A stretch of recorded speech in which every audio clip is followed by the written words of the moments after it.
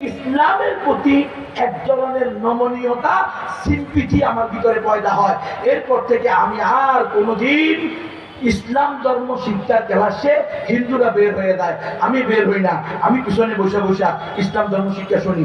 যত শুনি তত ভালো লাগে, যত পড়ি তত আমার শিরকের প্রতি ঘৃণা সৃষ্টি হয়, তাওহীদের প্রতি আস্থা বিশ্বাস মজবুত হতে থাকে।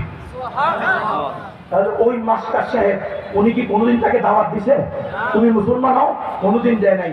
এটার নাম হলো হিকমা, এটার নাম হলো সুন্নাহ, এটার নাম হলো কৌশল। তুমি দাওয়াত দিতে পারবে না, দরকার নাই। দাওয়াতের নিয়তে তার থেকে মিষ্টি কিনো, দাওয়াতের নিয়তে তার কাছে মাল বিক্রি করো, দাওয়াতের নিয়তে তার থেকে মাল ক্রয় করো, দাওয়াতের নিয়তে তাকে পানি পড়া দাও, দাওয়াতের নিয়তে তাকে একটা সিঙ্গারা খাওয়াও, একটা সমুচা খাওয়াও, একটা চা খাওয়াও, তার বাচ্চাটাকে একটা কলা দাও। বলে না?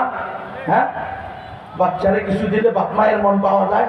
তো ঠিক এইভাবে তুমি কৌশল, তোমার টার্গেট, তোমার মিশন হবে আমি যেমন মুসলমান, এই অমুসলিমটাও যেন মুসলমান হয়, ঈমান আনে, কালিমা পড়ে। এইভাবে দাওয়াত দেওয়া উচিত। কিন্তু আমরা এই দাওয়াতি কাজ বন্ধ করে দিয়েছি, তো আল্লাহর গজব নাযিল হইতেছে। দাওয়াতের সাথে সাথে অনেকে বললেন আমরা জিহাদ করি, তাও তো নাই। জিহাদ থাকলেও তো হইতো। জিহাদ তো আরো আগেই ধুয়ে মুছে বাদ। জিহাদ শব্দই তো এখন বলে না, যুদ্ধ হবে, সংগ্রাম হবে, লড়াই হবে। এটা ইহুদি খ্রিস্টানরা বলে দেয় যে আপনারা আপনাদের সমাবেশে বলবেন যুদ্ধ হবে, সংগ্রাম হবে, লড়াই হবে, জিহাদ হবে, খেলাফত প্রতিষ্ঠা হবে, ইবাদত হবে। আল্লাহর জমিনে আল্লাহর দ্বীন প্রতিষ্ঠার জন্য মুসলমানেরা প্রয়োজনে জিহাদ করবে, এই বয়ান করিয়েন না। বুঝছেন? আমার কাছে আসছে, আমার কাছে বেটা। আমি যখন আল্লামা শফি সাহেব রহমতুল্লাহ আলাইহি ছিল, তখন আমি আপনাদের মনে আছে কিনা জানি না, হেফাজত ইসলামের শানের ইসলামের সম্মেলন ওই লাল দিঘিয়াতে, কি কয় এটার নাম,